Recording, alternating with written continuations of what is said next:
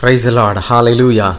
அன்புக்குரியவர்களே, ஆண்டவராகிய இயேசுவின் நாமத்திலே உங்களை வாழ்த்துகிறேன், வரவேற்கிறேன். இந்த நன்றி பலி நிகழ்ச்சிகளில் நாம் சேர்ந்து கர்த்தருக்கு நன்றி செலுத்தும்படியாகவும், அது மாத்திரமல்ல, ஒரு வசனத்தை தியானித்து அவர் நமக்காக செய்த நன்மைகள், அது மாத்திரமல்ல, நம்முடைய வாழ்விலே அவர் வைத்திருக்கிற திட்டங்கள் என்ன என்பதை குறித்து தொடர்ச்சியாக நாம் தியானித்து வருகிறோம். ஆண்டவர் அதை நமக்கு ஆசீர்வதித்து வருகிறார். ஆண்டவருக்கு மகிமை உண்டாகட்டும்.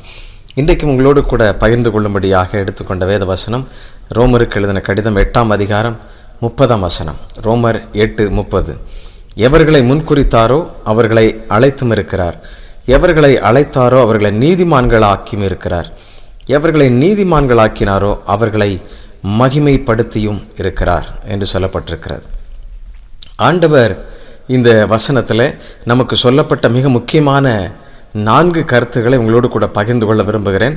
ஆண்டவர் நம்மை உருவாக்கும் பொழுது, தாயின் வயிற்றிலை உருவாக்கும் முன்னமே நம்முடைய துவக்கத்தையும் முடிவையும் அறிந்திருக்கிறவர். அப்படி என்றால் துவக்கத்தையும் அறிந்தவர், முடிவையும் அறிந்திருக்கிறார் என்றால், இடைப்பட்ட ஒவ்வொரு நாட்களும் எப்படிப்பட்ட நாட்களாக இருக்கும் என்பதை அவர் எல்லாவற்றையும் திட்டமிட்டிருக்கிறார் என்பதைத்தான் தெளிவாக சொல்லப்பட்டிருக்கிறது. அதனால தான் முன்குறித்தார், அழைத்தார், நீதிமான்களாக்கினார், அவர் மகிமைப்படுத்துகிறார் என்று சொல்லப்பட்டிருக்கிறது. இந்த அழைப்பும் இந்த நீதிமானும் இந்த ரெண்டும் இடைப்பட்ட நாட்களிலே தொடர்ச்சியாக நடைபெறுகின்ற ஒரு சம்பவம்.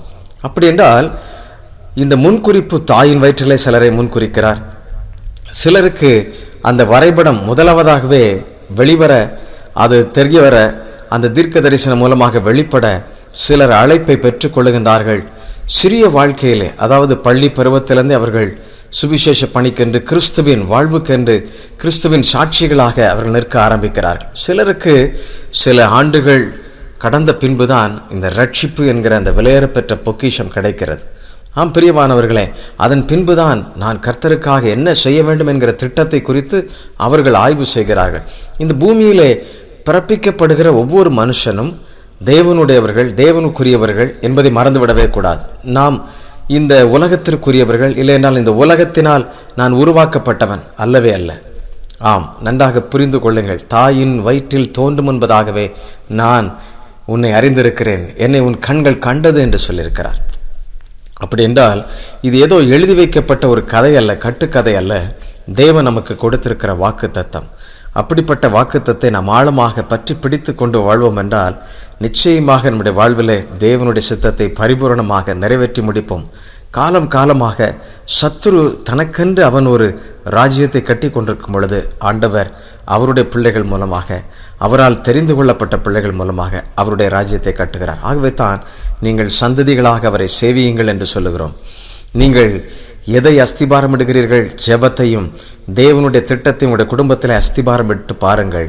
உங்களுடைய வாழ்வு மிகவும், உங்களுடைய சந்ததிகள் மிகவும் பலத்திருக்கும். அல்லேலூயா. ஆபிரகாம் அப்படி விசுவாசித்தான். அவனுடைய தரிசனம், அவனுடைய விசுவாசம், அவனுடைய ஆழம், அவனுடைய நம்பிக்கை எல்லாம் இன்றைக்கு ஒரு பெரும் இஸ்ரவேல் ஜனங்களுக்கு, அவருடைய பிள்ளைகளுக்கு, யாக்கோபை துவங்கி ஒரு பெரும் ஆசீர்வாதத்தை கொண்டு வந்திருக்கிறதை பார்க்கிறோம். ஆகவே இந்த தேசத்திற்கு, நம்முடைய இந்திய தேசத்திற்கு நீங்களும் நானும் ஒரு மிகப்பெரிய ஆசீர்வாதத்தின் காரணிகள் என்பதை மறந்துவிடவே கூடாது. ஆகவே ஒரு சிற்பி ஒருவன் அந்த ஒரு கல்லை எடுத்து செதுக்கும் முன்பதாகவே இதில் என்ன வர வேண்டும் என்று சொல்லி திட்டம் பண்ணுகிறானோ, அவன் ஆழமாக திட்டம் பண்ணி என்ன செய்கிறான்? அந்த காரியத்தை அவன் முழுமையாக அறிந்திருக்கிறதை நாம் பார்க்க முடிகிறது. ஆகவே அவருடைய சித்தத்தை அதில் ஆழமாக அவன் புரிந்து கொண்டு அவன் என்ன செய்கிறான்? அதை செதுக்க ஆரம்பிக்கிறான். நம்முடைய வாழ்விலையும் அவருடைய சித்தத்தை, நம்மை படைத்தவருடைய சித்தத்தை அறிந்து கொண்டு நம்முடைய வாழ்வை நாம் செதுக்கும் பொழுது நாம் முழுமையான அவருடைய சித்தத்தை நிறைவேற்றி முடிப்போம் என்பதிலே சந்தேகமில்லை. ஒரு சாதாரண ஒரு சிற்பி ஒரு சிற்பத்தை வடிவமைக்கும் பொழுது அவன் முழு வரைபடத்தை, இல்லைன்றால் ஒரு கட்டிடக்கலை இன்ஜினியர் அந்த கட்டிடம் எப்படி வர வேண்டும் என்பதை முதலாவதாக ஒரு பிளான் போட்டு ரொம்ப அழகாக திட்டமிட்டு அதை ஒவ்வொரு செங்கலாக வடிவமைக்க ஆரம்பிக்கின்றார்கள். அதன் பின்பாக ஒரு அழகிய கட்டிடமாக மாறுகிறது. எனக்கு அன்பானவர்களே, ஆகவே முன் குறித்தவர் அந்த அழைத்த அழைப்பில் தொடர்ச்சியாக அவர்களை உருவாக்கி நீதிமான்களாக, இந்த பூமியின் பூமிக்கு ஆசீர்வாதமாக, பூமிக்குரியவைகளிலே நீங்கள் நீதிகளை செய்கிறவர்களாக, கர்த்தரின் நீதியை செய்கிறவர்களாக, தேவனுடைய சித்தத்தை செய்கிறவர்களாக நம்மை அவர் உருவாக்கி இருக்கிறார். அல்லேலூயா. ஆண்டவருக்கு நன்றி செலுத்துங்கள். நம்முடைய வாழ்நாளில் சீக்கிரத்தில் ரட்சிக்கப்பட்டு கர்த்தருடைய வேலையை தொடர்ச்சியாக செய்ய ஆரம்பிச்சோன்னா ரொம்ப சந்தோஷமாக இருக்கும். சிலர் ஊழிய பாதையில் இப்போ நான் நிறைய பயணித்து கொண்டிருக்கும் பொழுது இந்த வேலையில் சொல்லுவாங்க, பிரதர், நான் என்னுடைய வாழ்க்கையில் பாதி நாட்களை மிஸ் பண்ணிட்டேன், கர்த்தருக்கென்று செயல்படாமல் அப்படியே நான் விட்டுட்டேன், எனக்கு மிகவும் கில்ட்டியாக இருக்குது, ரொம்ப கஷ்டமாக இருக்குது, இப்போ ஓடி ஓடி ஆத்துமாக்களை சந்தித்து கொண்டிருக்கிறேன். ஆத்துமாக்களுக்காக நாம் பல்வேறு விதமான பயணங்கள், பல்வேறு விதமான பணிகள் செய்து கொண்டிருக்கிறோம். எல்லாம் அவருடைய திட்டத்திற்காக, அவர் நம்மை கொண்டு சந்திக்கவிருக்கின்ற ஆத்துமாக்களுக்காக என்பதை மறந்து விடாதீர்கள். அல்லேலூயா. நீங்கள் கோபுரம் கட்டினாலும் சரி, இல்லை எந்த இடத்துல எந்த காரியம் செய்தாலும் அது ஒரு ஆத்மாவுக்காக என்பதை எண்ணி பாருங்கள். ஆகவே தான் அந்த அழைத்து நீதிமான்கள் ஆக்கினவர்களை அவர் மகிமைப்படுத்தி இருக்கிறார். எப்பொழுது மகிமைப்படுத்துகிறார்? இந்த பூமியில மேன்மை எல்லாவற்றையும் ஆண்டவர் கொடுக்கிறார். அதோடு பரலோகத்தில் அந்த மகிமையான வாசஸ்தலத்தில் அவரோடு கூட எப்பொழுதும். இப்போ எப்படி அவரை நாம் காணாமல் விசுவாசித்து அவருடைய சித்தத்தை இந்த பூமியிலே நிறைவேற்றி கொண்டிருக்கிறோம். நம்முடைய சித்தம் செய்யப்படுவதாக என்று சொல்லி அதை நிறைவேற்றுகிறோம். அப்பொழுது எப்பொழுது? மகிமை அடைந்த பொழுது அவரோடு கூட நேரடியாக முகமுகமாக அந்த ஆராதனையிலே அவரோடு கூட இருப்போம். அல்லேலூயா. இரவும் பகலும் ஆராதிக்கின்ற அந்த மகிமையான அந்த ஆமென் சேனைகளின் கர்த்தர் பரிசுத்தர் என்று சொல்லி அந்த ஆராதிக்கும் அந்த ஆராதனையிலே நாம் அவரோடு கூட இணைந்திருப்போம். எனக்கு அன்பானவர்களே, அவர் மகிமைப்படுத்துவார். அவருடைய சித்தத்தை செய்தவர்களை அவர் கனம் பண்ணுவார். பிதாவினால் ஆசீர்வதிக்கப்பட்டவர்கள் என்று சொல்லுவார். அது மாத்திரமல்ல, அங்கே எல்லாவற்றையும் நாம் பார்க்கும் பொழுது ஆச்சரியமாக இருக்கும். இந்த உலகத்திலே நாம் சபையில் ஆராதனையில் நல்லா ஆராதிக்கும் பொழுது, அவருடைய பிரசன்னத்தை உணரும் பொழுது எவ்வளோ மகிழ்ச்சி இருக்கிறது, எவ்வளோ பிரசன்னத்தை உணர்ந்து எவ்வளோ சந்தோஷப்படுறோம்.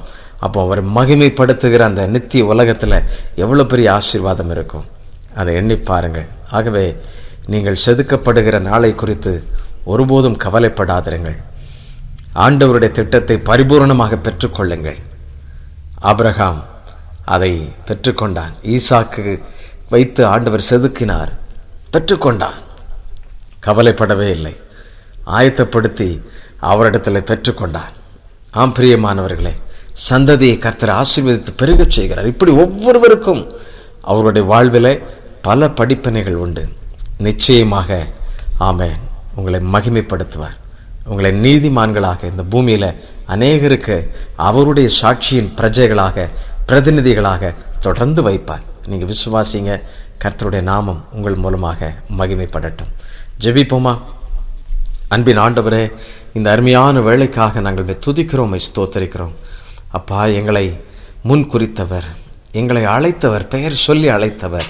அது மாத்திரமல்ல அப்பா, எங்களை நீதிமான்களாக்கி பரிசுத்தப்படுத்தி இந்த உலகத்திலே பயன்படுத்தி ஆண்டவரே உம்மோடு கூட அந்த மகிமையிலே அப்பா உம்முடைய சமூகத்திலே நாங்கள் உட்காரவும் செய்கிறீரே, அதற்காக ஸ்தோத்திரம். எங்களை தகுதிப்படுத்தும். எங்களை சிதைக்க நினைக்கிற, உம்முடைய சித்தத்தை செய்ய விடாமல் தடுக்க நினைக்கிற போராட்டங்கள், தோல்விகள், ஆண்டவரே ஏராளமான எரிச்சல்கள், ஏமாற்றங்கள், இவைகளெல்லாம் ஒரு நாளும் ஆண்டவரே உம்முடைய சித்தத்தை விட்டு வழுகி விடாதபடி நீர் காத்துக்கொள்ள உதவி செய்வீராக.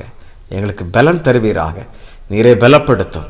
எங்களுக்காக பிதாவின் சித்தத்தை செய்யும்படியாக இந்த பூலோகிற்கு வந்து சிலுவையிலே வெற்றி சிறந்தீரேப்பா.